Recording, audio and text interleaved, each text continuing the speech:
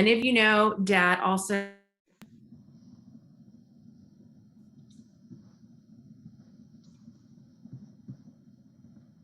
put the Miss America Pie, which was shortened to Pie, thank goodness. All of these pets, he was known for all animals, and would give them human food secretly. He adored his pets. When we lived on Front Street in Wilmington, our historic home, one of our cats, and I think it was Rudy, somehow managed to wedge herself inside the walls. This is when I was in high school. I have no idea how she got inside these really old walls, but we were in a panic to save her. Dad was the most concerned of all of us, and he didn't faint meows occasionally as she moved through the walls. Secondly, there were no openings to catch her if we could. After 24 hours, Dad heard her and my wall with a tool, or maybe his bare hands, I can't remember. And with a flashlight,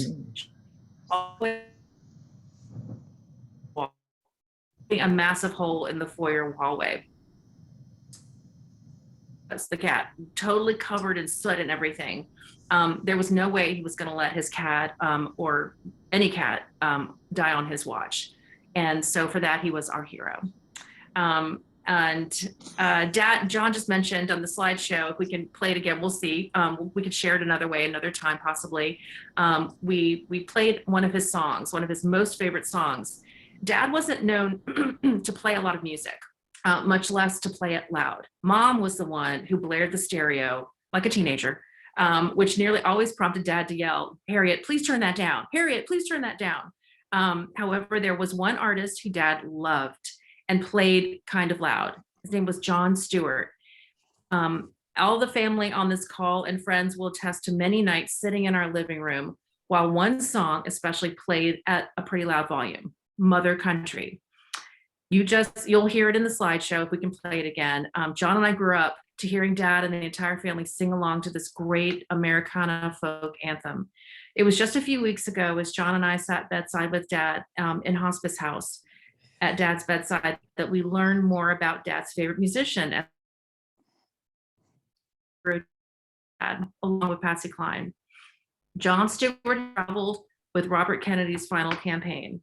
Dad's favorite song, Mother Country, was also the favorite of United States astronaut Buzz Aldrin. On Apollo 11's descent back to Earth, Buzz played Mother Country on his mixtape from the command module. It can be heard in the background of archival footage in that moment. So pretty interesting, kind of fun fact that John and I never knew. And as we sat with Dad and told stories and, just enjoyed sitting with him, obviously wanting to talk to him and play his favorite music, we had no idea that there was more to this song, but Dad loved this song. Dad loved his family, first and foremost. He took his role of husband, father, and grandfather very seriously. He watched over us by keeping a sharp eye on our whereabouts. When I was a teenager out and about late nights on the weekends in Wilmington, like clockwork, he would hand me a quarter before I left the house. This is pre-cell phone and when payphones are around, and would say every time, "I don't care what time it is or where you are, you just call and I'll come get you." I thought every daughter had this kind of father, concerned, caring. He was a real worrywart. But I was lucky. When I lived in New York City, first single, then married to Ted, Dad would do something every time we walked down the street. The moment we began to walk down the sidewalk, he'd slow down and drop back 5 or 6 paces. He wouldn't walk and talk with us ever. Rather, he'd keep a sharp eye on us to make sure we were safe. Like his middle name, Shepherd, he was our shepherd, keeping an eye on his flock. He did this up until he needed our help to walk many years later. I know his grandsons will miss him greatly. They'll miss sharing popsicles that Granddaddy always stocked in the freezer to share with him. His famous French toast that we all devoured on numerous occasions, and now Henry has continued to make with his own twist. Warm memories of him walking with them hand in hand to the pond to feed the turtles and the fish. And of course, his Chiquita Banana performances that entertain us all for years. Let's also never forget his love for Mom. He would have done, and he did, anything for her. His great gal, as he referred to her since she passed. It is no surprise that he grieved greatly for Mom, as some him. Still, he was grateful for so many things. He was so happy to see his grandsons, watch football and basketball with us, eat out and share when he could.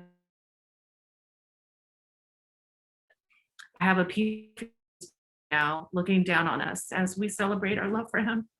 I'm so grateful. I was so lucky to have him as my dad. Thank you. Thanks, Wiz. Yeah, sorry about the technical difficulties. John, I'm not sure. Are you back on? Yeah, can you hear me? Can you all hear me? Ben, can you hear me? Just nod somebody. Okay, good. Yes. Okay, so sorry for the technical difficulties. What I'll do is post a YouTube link with that video clip that Wiz posted, just so you guys can have it. Don't know exactly what happened to the Zoom, but I'm just going to share a few things. Dad, you know, regarding just what he meant to both Wiz and me, Wiz shared a number of things about his devotion to Mom, which is obvious. I don't know if Wiz shared this. I kind of came in a little bit into your sharing, Wiz, but the Laws Auction House was a part of our world, going on Friday nights and having to go to these auctions. I don't think that was Dad's first and foremost idea of a really wild Friday night. I have to assume it was basically for Mom. We enjoyed the hot dogs, but really the auction house was not the activity that middle schoolers would have really liked to have done at that time. But it's a memory indelibly imprinted in our brains and our hearts for years. And so he definitely loved Mom with everything he had. Some of the things that I remember with Dad, he and I shared just a love for all things sports. He loved the Redskins. Yeah, that with the Redskins football, or the Washington football team back then, it was the Redskins. and we shared in that, and we shared as a community living in Fairfax. And I remember going to he scored some tickets to go to the Monday Night Football game, like in 1975, and it was a torrential downpour. And it was just such a great memory. We were totally drenched, and I can't remember Eddie Brown. I still remember this. Eddie Brown was the one who won the game in the fourth quarter, running back a punt in the mud. People were just slipping everywhere. But that was a memory that Dad and I had together. And also I don't know to this day how he got the tickets, but he got games 6 and 7 tickets to our favorite baseball team, because Dad was from the Pittsburgh area. And I always grew up a Pirates fan. And he got games 6 and 7 to the '71 World Series. And I remember jumping in his arms, the only Pirate fans in Memorial Stadium in Baltimore, in Game 7 when the Pirates made that last out for a 2-1 win. And then Wiz and I had a really good memory with him too. Remember that, Wiz? I don't know if you shared that. Wiz had purchased a brick for his dad, his dad had died when Dad was 14, and he was a big Pirate fan. And so when the new PNC Park was built in Pittsburgh, Wiz had given it was either a birthday present or something, but got a brick in his dad's honor and they placed it at the statue over by Willie Stargell. And so Wiz and I surprised him. We flew him out to Pittsburgh. We all three met together. Wiz was living in New York at the time, and surprised him. And he teared up looking at that, just that memory of, that's another thing that he and his dad shared. And just some great memories sports wise. And Cappy, I'm trying to look at where Cappy's screen is, but you may be on a different screen, but there you are. Cap, you probably remember coaching the FPYC teams, and we had a couple good seasons. And all I remember in a couple of them is Dad getting tossed. Do you remember that, Cap? Which part? Him getting tossed from games because of his temper, his enthusiasm, temper, whatever. And it would be. Could I share this part? Yeah, share that part. Don't take over, because I got it more. Oh, I'm gonna be here for a while now. Your dad and I somehow were picked to coach one of your basketball teams. And when we first saw the team and got them out there, we finally told them it was going to be a 50-50 season, but we'd learn how to play. Well, what we didn't know was that a couple of them hit a growth spurt And by mid-season, they were 6 inches taller. And suddenly we were cleaning the boards. That's the team you played on, of course. And we won the season and the league that year, and took one of them the next year. We had great fun, but he was an ardent fan Yeah. as much as he was a coach. Yeah. When the whistle blew, I had to hold him back because he'd be out arguing with the ref. And he got technical fouls. All the time. Yeah, all the time. And but it was really a memory, and we had a lot of fun. That's cool. Yeah, good memory. Yeah, Dad, I think Dad was trying to live vicariously and trying to make up for a mistake he had in middle school where he scored on the wrong basket to win the game for the other team. And so I think he enjoyed those seasons with coaching that we had together. But yeah, so those were great times. Dad and I shared a lot of sports. I remember him writing on the mirror of my bathroom when I didn't have the results in. It would say Pirates clinch. You do that in the shaving cream foam. And we just had a connection. There was a connection with our Pirates, our Redskins, and sport, all things sports. I think the other thing I wanted to share briefly is that Dad allowed me to explore life. I think he gave, I think parents, I'm speaking to all you guys who are parents of our age group. I think you gave us a lot of freedom, probably too much freedom, but there was a lot of freedom that Mom and Dad gave me in particular. Wiz may have gotten the brunt of more restrictions, but I think they were trying to figure out what to do with me. Yeah, I did because of you. They had to watch out for me because of your shenanigans in high school. Yeah. So I remember my senior year, we had a senior prank, and I was heavily involved in this prank. It was a major one. It involved,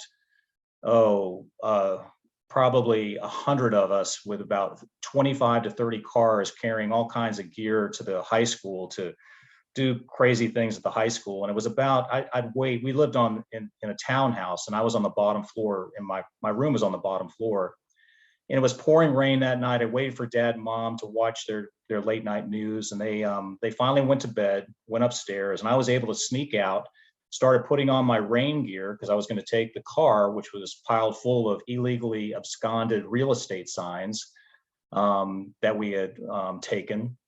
And I heard Dad's footsteps because he was kind of OCD in making sure all of the doors were locked. He would check them 2 or 3 times. So he comes down the stairs, and I'm hiding around the corner from him, and I'm kind of like, oh my gosh. He comes and he's looking right at me. And I'm caught, and he looks at me, says, where are you going? And I said, I'm going out, and we have our prank tonight, Dad. And he looked at me, and he took a second or two, and he said, if you get arrested, just realize I'm going to get a good night's sleep. I'm not coming for you until 8 a.m. And I said, deal, Dad. And off I went. And I didn't get arrested. But, he would do that. I remember, going to Oklahoma after my senior year. I just wanted to get out of Fairfax. And I just told Mom and Dad, I'm leaving. I'm going to go find a job on an oil rig. I don't know if Uncle Bill and Aunt Jay remember this, but I took a bus out to Edmond. I made it as far as Edmond. And I decided that I didn't want to work on an oil rig, and I turned around, had some time with these guys, turned around, but I would never let Bill or Ben or AJ go without a plan somewhat. I was just kind of going, I'm gonna go work on an oil rig. So he allowed risks to be taken, I think. And I learned that from him. He and Mom moved after, he had a really great position as a manager within an oil company, a couple of oil companies in Virginia. But he wanted to move to Wilmington. I think Cappy and Marsh had already moved down there. Eventually, Jay and Bill moved there, and wanted to be around family. And he took a position that was, kind of low in position as doing inventory for a convenience store, just to get by for a while. But he was a provider. I think Wiz mentioned that. We never doubted that he would take care of our family, and I think that's what we kind of took with us as we remember Dad. But he gave himself fully to whatever he was involved in, within his military career. To get the Legion of Merit is very significant, and to do things. I know he was on 2 tours, one that overlapped with Uncle Bill, and you know, he would share with me things later in life of I thought he was behind enemy lines and everything, but he would go out on tours with a buddy of his who was a ranger, and I said, Dad, you were out in the jungle? He was out, yeah, just because I wanted to hang with my buddy and do this. I said, well, I wouldn't have done that, but I love my dad. He provided for us, and he loved Mom, and he loved his kids, and he loved his animals, the dogs, the cats, everything that was around him. So I want to allow Michaela share just something interesting and fun as we kind of move forward, and then if Ted wants to share something too, and then we can open it up. So. Hi, everyone. Thank you for joining all of us. I was just going to share about certainly the love of animals. When John and I weren't even dating, and I went down to Wilmington because there was a hurricane that came through, and John had asked several of us at Virginia Tech if we had the weekend free, if we could come down and help clean up the aftermath of the hurricane. And so I was the only one who went down, and so we were sitting there, and through that weekend, if I could get a dime for every time Dad would come through saying, where's Foster? Where's Puss? Which were the 2 cats at the time. Maybe every half hour, he would walk in and wonder where the cats were, because he just wanted to make sure they were safe and not outside. I was looking at John, what is this? Why is this? He loved his animals. So that was the one thing. But then later on, when we lived in Boston, our 2 boys were with us. They were really young, and Harriet and John came to visit us, and we decided to go up to Salem, Mass for the day and have lunch. And so we didn't really know the town very well, but we wanted to walk over to the seaport area to have lunch, seafood lunch. And so we walked quite a ways down this sidewalk towards this restaurant, and there was a woman operating a hot dog stand on the sidewalk that we kind of had to go around in order to keep going down the sidewalk. And I noticed Dad was just so kind to people. I think that's where John gets it. He would have conversations with people along the way. And so he stopped for a minute and talked to this woman. What are you doing? And she said, I'm selling hot dogs. And he said, they look really, really good. And she said, they are. Would you like some? And he said, you know what? I think we're going somewhere right now, but on the way back, I want to have some of your hot dogs.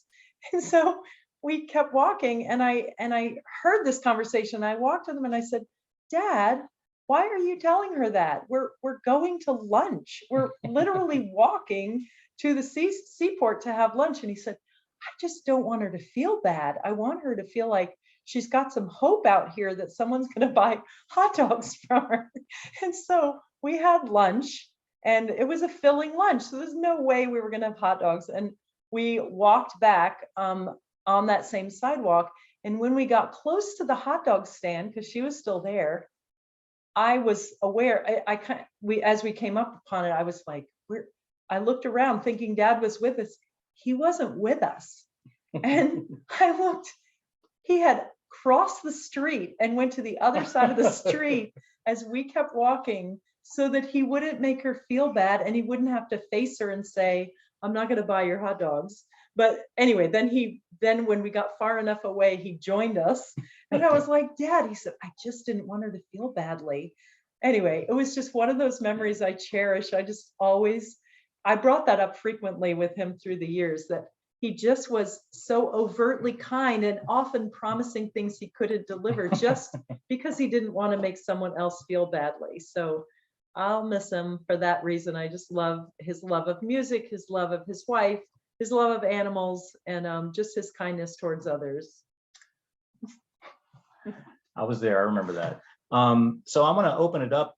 Ted, if you or Wiz want to share a few more things, and then for kind of the family, Bill and Jay or Cappy and Marcia, if you have anything extra, and then open it up to everybody. So Ted, I'm going to go ahead and start with you and then go from there. Yeah, I'll just start. I'm sorry. I'll put up. I'll just start with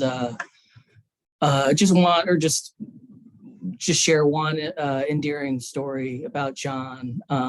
It was the first day of kindergarten for Henry. We were in Evanston. It was actually a beautiful morning, but we were trying to get everything ready, and we're hectic and running late, and kind of stressed out. We're going to walk Henry maybe 5-6 blocks to the kindergarten building, and John and Harriet were staying with us at the time, which probably helped to us being later in schedule than we imagined, but kind of getting a little bit stressed out on this kind of big day.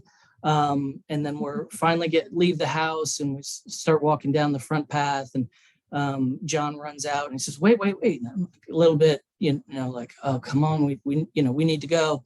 And then John stops and looks at Henry, and then breaks out in a rendition of School Days. School days. I can't do it justice. He had a lovely voice, but it was just, he had a glow and a grin, and it just was just heartwarming. Henry lit up. The Wiz and I, after kind of probably been bickering that morning, then we kind of melted, and you could just see the excitement and love in his eyes, and in his voice, and it just exuded this just kind of lovely and excitement for this new adventure for his grandson. So I'll just leave it to that. But he will be missed, and I'm glad that he was a part of my life, and such a good example for my sons.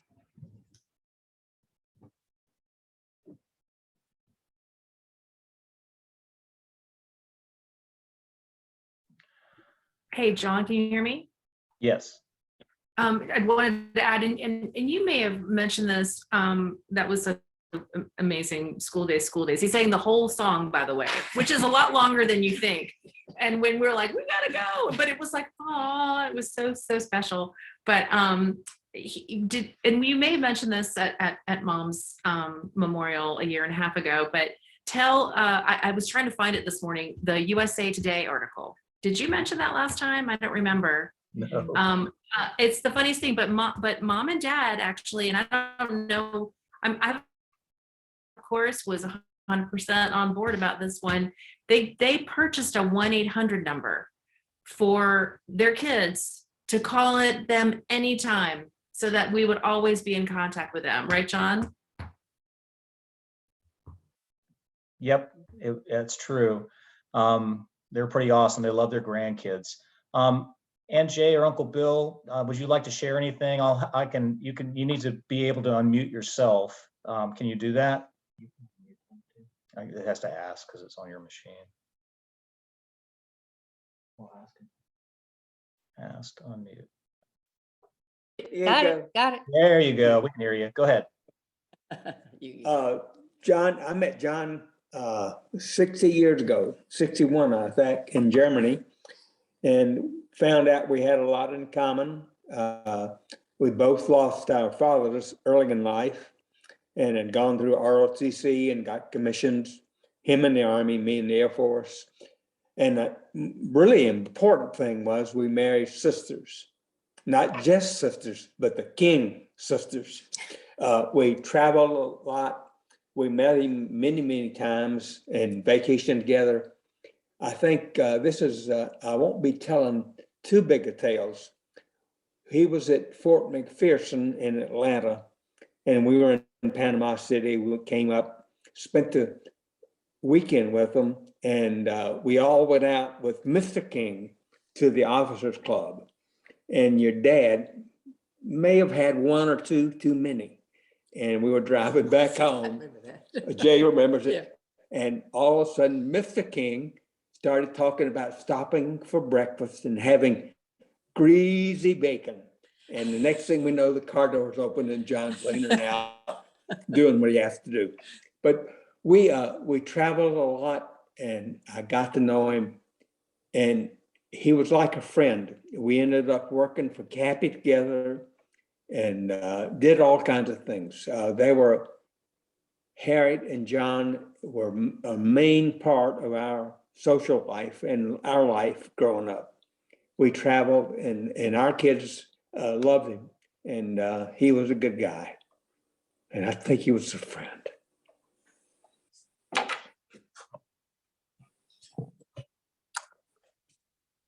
Am I on? Am I on? Okay. I won't add too much, Bill, except that he's absolutely right. They were a part of our lives for so many years. And I actually met John at your dad at the same time that your mom did. And we had come back from Washington. Harriet and I had on a train and stopped in Port Lee to see a friend of hers who gave a party for us. And your dad came. And that's how they met. And then I couldn't get Harriet to come home. I mean, we missed the train 3 nights in a row because she and John just made that connection. It was so great. And over the years, we continued. And finally, when we got together in Wilmington, after, we spent 15 years to living very, right close to each other, and we traveled together. But one trip that I particularly remember, Harriet used to call it the trip from hell. And we had gone down to Mississippi to babysit the house for our Chuck and Amy. They were actually going to China, and so we were staying with the kids. But the kids were also old. We really weren't babysitting them, but we're babysitting the house. But anyway, Harriet and John came with us. Well, it's a long trip down to Mississippi. 2 or 3 days. Probably took us 3 days. 2 days. Okay. 13 hours. Anyway, we got there, and I guess we took Chuck and Amy to the airport, I think, Yeah. and then we settled in. Well, they had a wonderful dog named Luke. Luke was a golden retriever, and loved people, absolutely loved people. And he would meet you at the door when you come up, and he'd hear you coming up the stairs, and he would be there with your slippers or your shoes if you were his favorite person. And so I was always his favorite person, I thought, until your dad and your mom came to visit. And all of a sudden, Luke didn't have anything to do with me, only your dad. And he would bring your dad his shoes when we come to the door. He sat by him on the porch every day, right by his side. His love, and the animals loved him. So it was a mutual thing. I will miss him terribly. Thanks. Yeah, thank you. He was a Dr. Doolittle. So Cappy, Marcia, anything more than what you shared? Would you like to share again, or we can open it up to others too?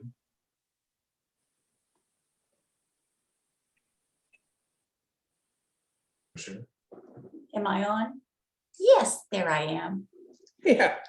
I remarked to Elizabeth the other day that when I first met John, Jerry and I weren't even married, so it was probably 53, 54 years ago, bless my heart. And we went down to Philadelphia.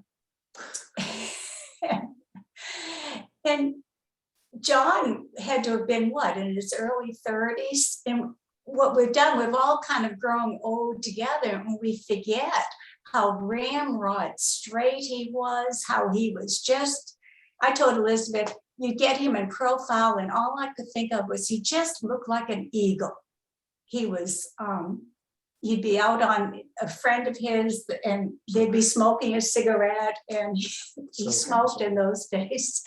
But we forget how really great looking John was. And he had great posture, and that was just one of my first memories. And I would think you get him in profile once in a while, even as we got older. And I always kind of went back to that. I thought he was something else in those days, and continued to be so. Yeah, Bill was never special, but John was. Thanks, Marcia. Yeah, I never saw him in blue jeans. I don't think, Wiz, you ever saw him in blue jeans. He was impeccably dressed. He worked at a men's clothier in high school.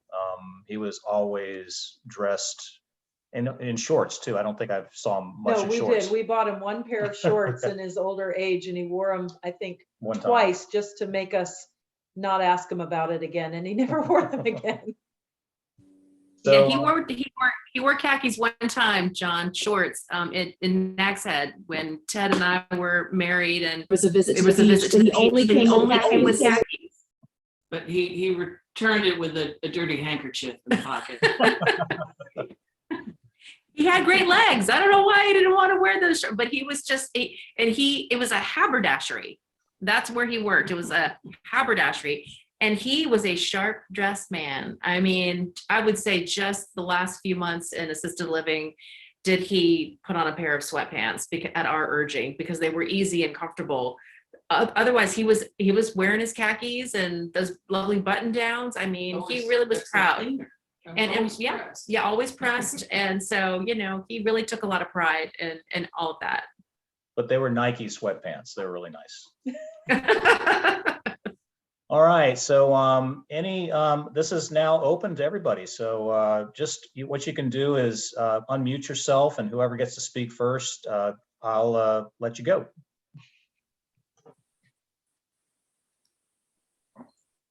Hi, John. We didn't know John as well as everybody else did, obviously. We first met him at Ted's wedding, I think, but I thought he was a fine gentleman, and I certainly am not as impeccably dressed as John was all the time. I was very Ivy, but I wore sweatpants, shorts, and all that other sort of stuff. But anyway, John was a great guy, and I wish I had gotten to know him a little better. We got together a few times, and once he visited us in Florida, and I think we were our apartment was on the 6th floor, so Harriet didn't come because she didn't like elevators. But John came, and we had a good time with him, and we got together with him a few more times and other times in Wilmington. But because of distance and the way things go, we just never got to Raleigh or Wilmington that much. Anyway, I want to say I'm very impressed. I know he was a very great guy, and he will be sorely missed. So thank you, everyone. That's it.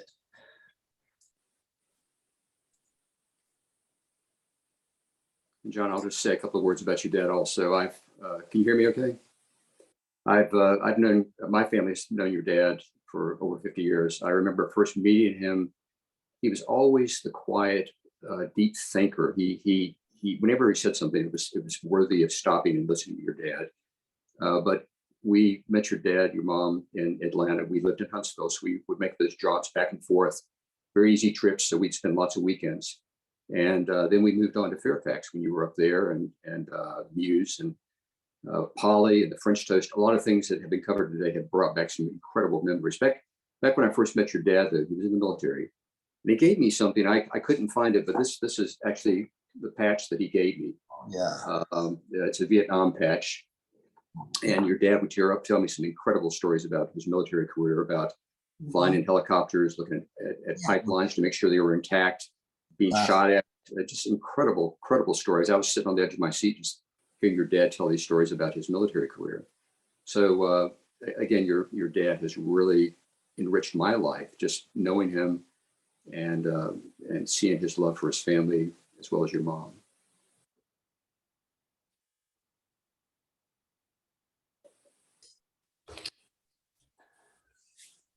John, Wiz, Bill Cox here, and same here. I think Dean just said it all. It's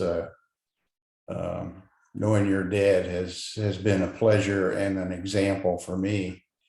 I think the first time I met John was when he and Harriet were married, and were coming down the steps of the church, and the guard was with them, and they had their swords crossed as they walked under them.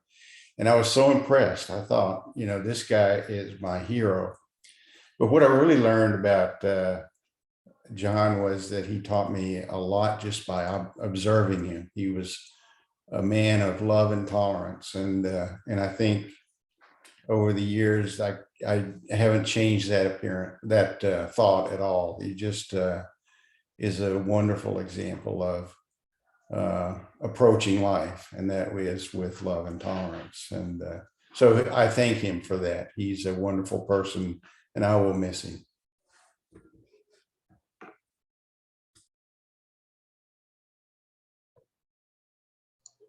I was in on that same occasion.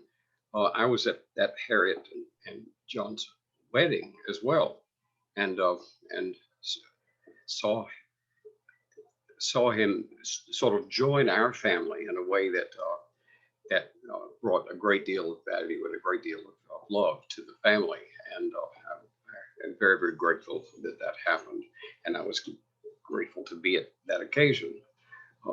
Just as well, Harriet and I had grown up together, and she was getting married, and this man turned out to be the one I was very happy that she had taken.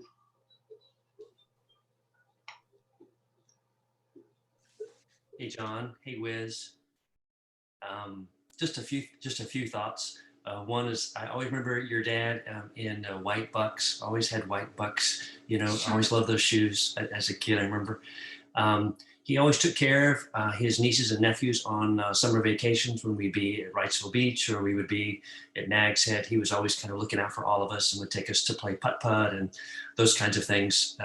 Always have very special memories. As an older adult, I really liked him because he hated Rush Limbaugh the way I hate Rush Limbaugh, and always hated, you know, he just loved to get fired up about that, make him really mad. And I really like that about him. And I think lastly is he is and was a tremendous example for your grandsons, for his grandsons, you know, for your boys.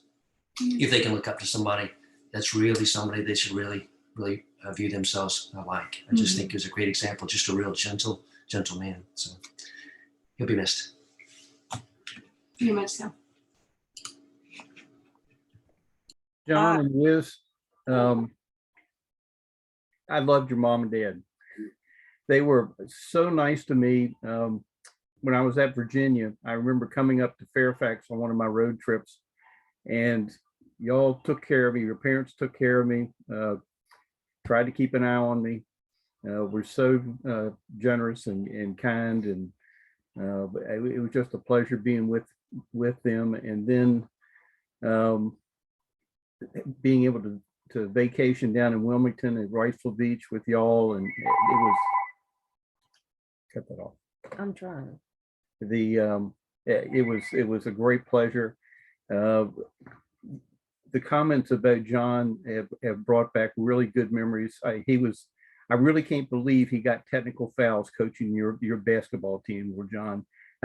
So at any rate, because he was always so, you know, mild mannered and interested and polite. And your mama, God bless her, reminded me of my mother. Both of them were catbirds. Yeah, some great memories and stuff. And thank goodness I wasn't a bad influence on you and Wiz when I came on my college sojourns up to Fairfax. But your mom and dad, great memories, and they're going to be missed. Ditto.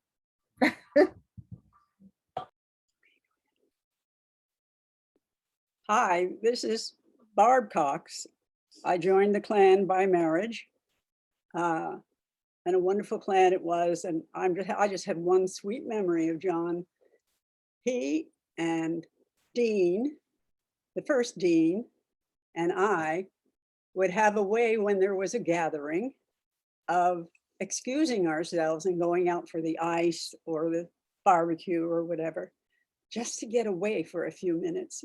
And we would laugh and have a good time. And we called ourselves the Outlaws. And John was always up for that escape and that conversation, very briefly. But it was wonderful, and it was all done with love. And he was a sweet, wonderful guy. Yeah, he was indeed. Remarkable, sort of one of a kind man. And we will miss him a lot, And looking at the pictures, the slide show really brought back a lot of memories for me. Like Jerry, I was at the original wedding, Harriet and John, and Harriet and I were close in age, and we were fellow conspirators, and Nancy was there, and we just had a wonderful time. And so I've followed John for a long time.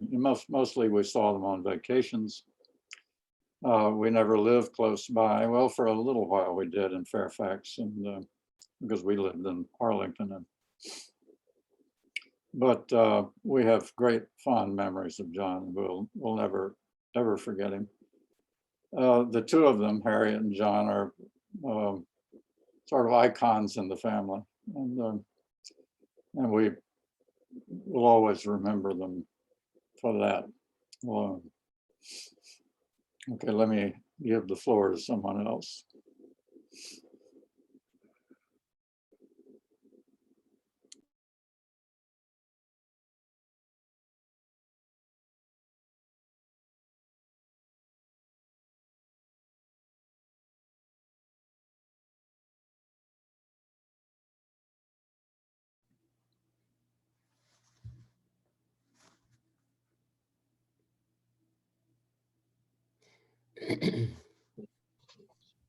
Go ahead, Billy.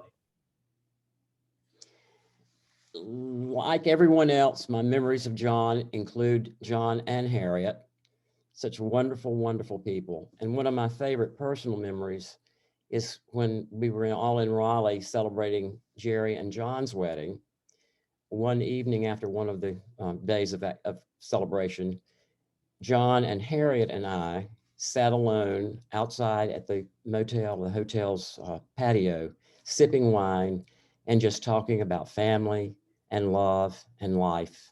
It was a wonderful, affirming moment. Means a lot to me now.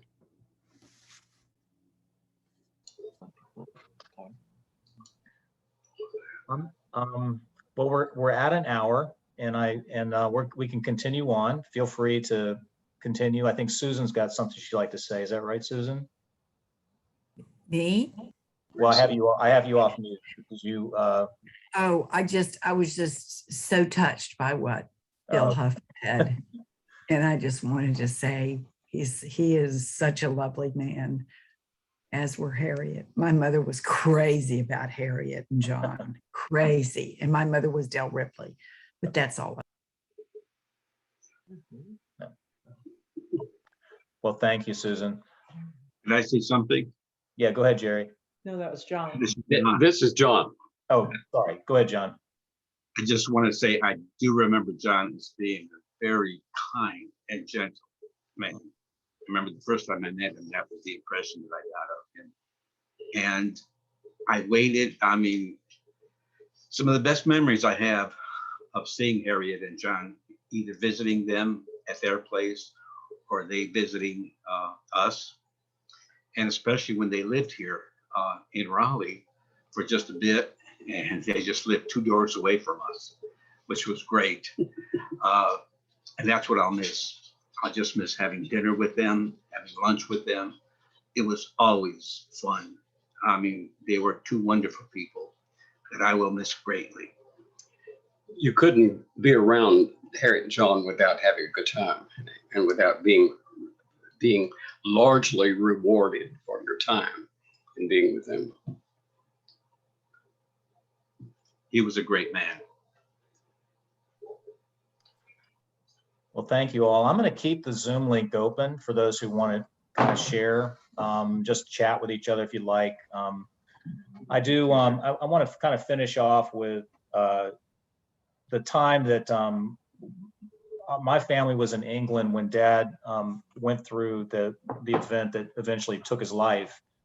And we had a moment that we were able, once I found out that we were trying to rearrange our trip and everything else, but we had a moment where we could visit his Irish roots. And there was a castle that was Fitzgerald's, and we were able to walk amongst the area of Wales that was very prominent for his family moving to Pennsylvania, and then Cornwall, which is just below that.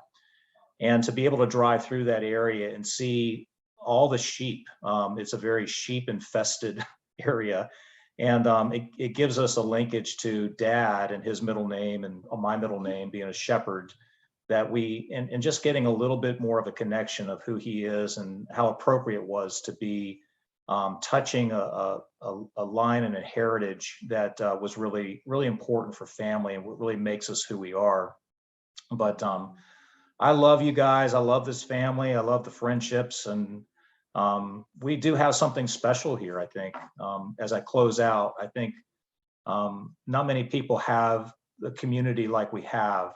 I've talked to people who have grown up and not known extended family. It's just very fractured or whatever. And we've got something special. We've got a community of people that really has been special. And Dad had great attributes and everything else, but all of you were also prominent in creating the character that he is too. Creating a place where he had family. His family that he was part of, his dad, he lost at an early age. He was with his mom, and he married into a really incredible family. And I'm just very, very grateful for how God has blessed us with such an incredible number of really it's just a great family, and also the friendships around those who are online who are friends has meant much to me and Wiz. So I want to speak for Wiz, but just to let you know that we're going to get back to you with the YouTube link so that you can watch the video on your own. It's about 13 minutes, and it's really cool. Wiz did a great job on it. So Wiz, do you want to finish off with anything to say, and we'll close it off? Yeah, I just am really what you said, John. I mean,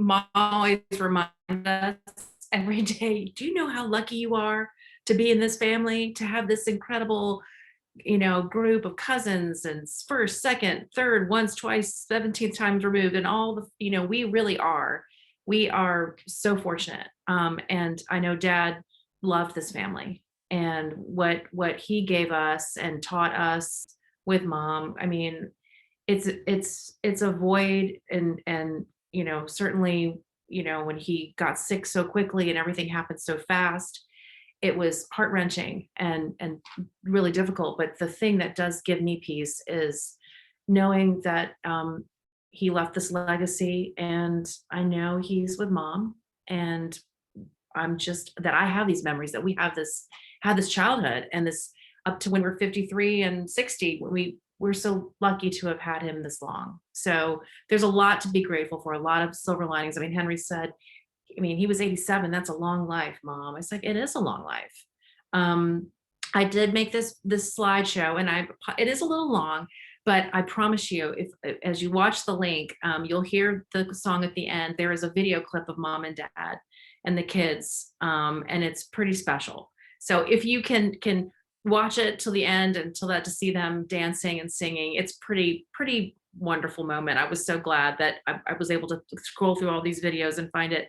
But it means so much to us to have you here today to celebrate Dad and remember him as one of the sweetest, kindest men. Thank you. Wiz, thank you very Yes. much.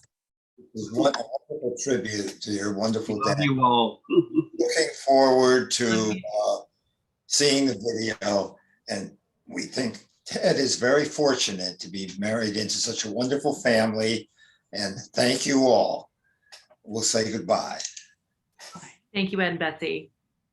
Well, guys, I'm actually going to close out here. I think it's best because AJ actually needs this computer, which is his, because mine kind of fried, I think.